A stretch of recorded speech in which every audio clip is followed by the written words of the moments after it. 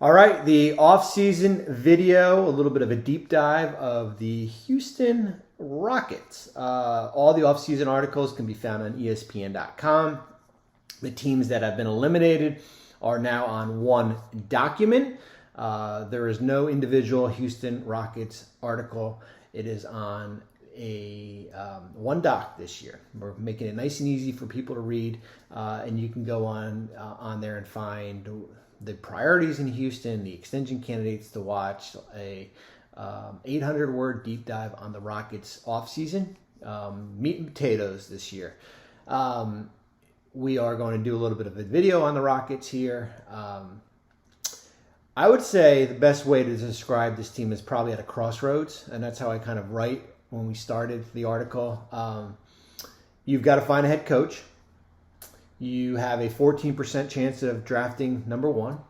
You could have $60 million in cap space. But here's the reality. 14, 20, and 21 wins the last 3 years. As I've said with the Pistons, it's great to keep on accumulating draft picks and lottery picks and drafting Jalen Green and Jabari Smith Jr. and this young core, but eventually the results on the court have to show for things here. And it starts with hiring the head coach, similar to the Pistons here. I think there's probably a little bit more of a little more foundation in place, I would say, than maybe Detroit, just because I'm not comfortable with a limited body of work of Cade Cunningham. So whoever they go out, and I think there's got to be an in-between.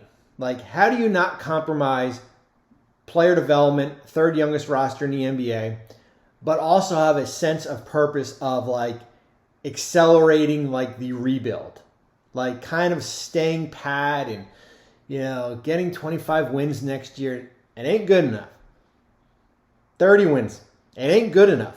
Like, how do you accelerate that rebuild? And that's the question I asked. I said the question the front office is faced with is finding the middle ground to improve the roster in free agency. Remember, you've got $60 million in cap space, or in trades, while retaining future flexibility and not compromising your young players here.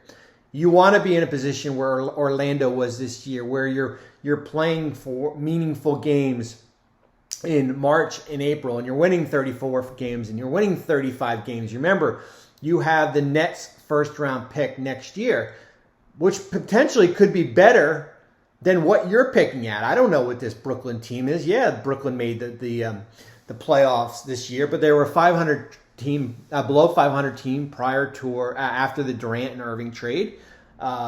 There's no guarantee, especially with some of the Orlandos of the world, in the Indiana coming up, from the pack here. So that is a little bit of your state of your roster here. Your head coach, priority A. Like, you can't make a mistake and keep on recycling coaches. We've said it all along. There's no budget.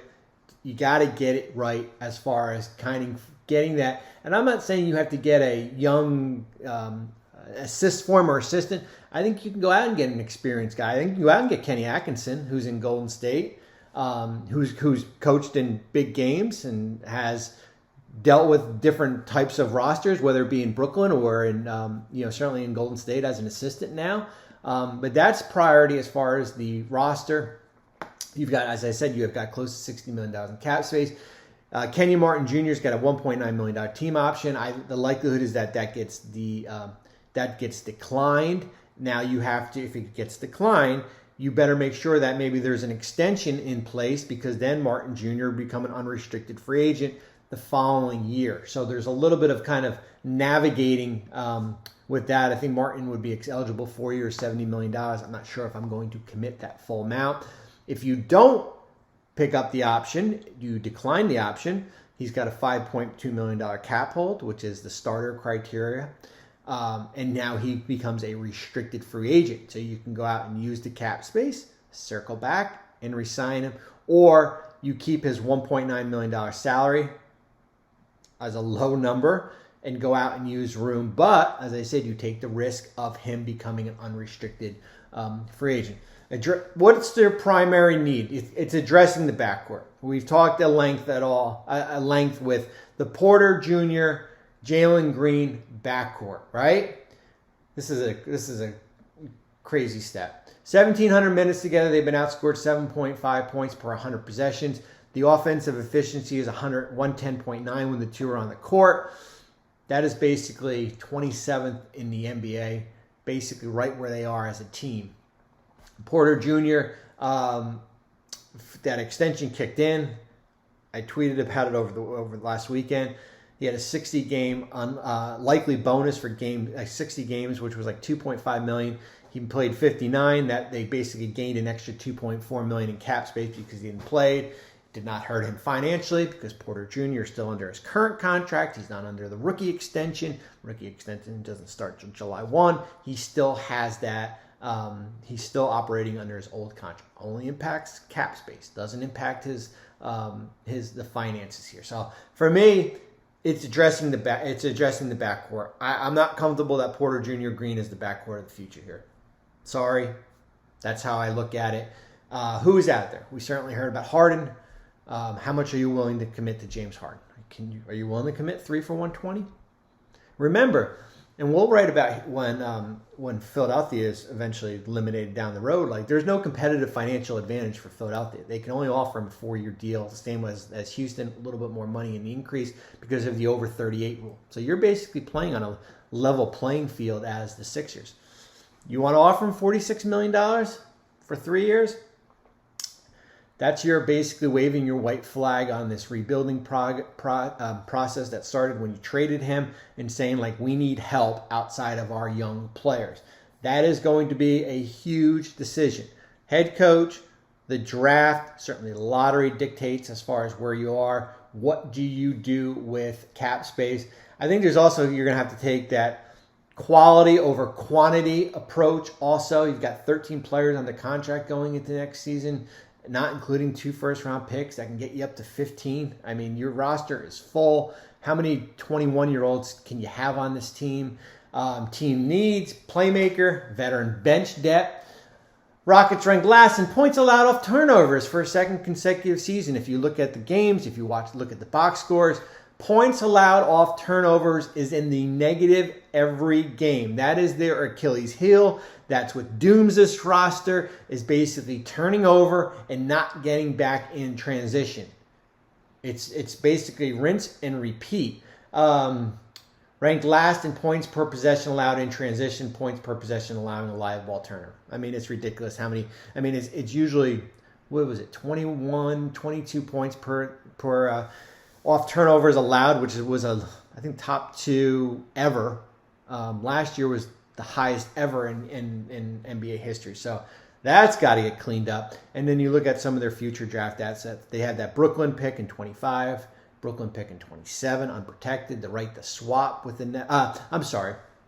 They have a Brooklyn unprotected in 24, a Brooklyn unprotected in 26. They have the right to swaps with Brooklyn in 25 and 27, 8 future seconds. They still owe Oklahoma City top 4 protected first in 24 and 26 from the infamous Russell Westbrook trade.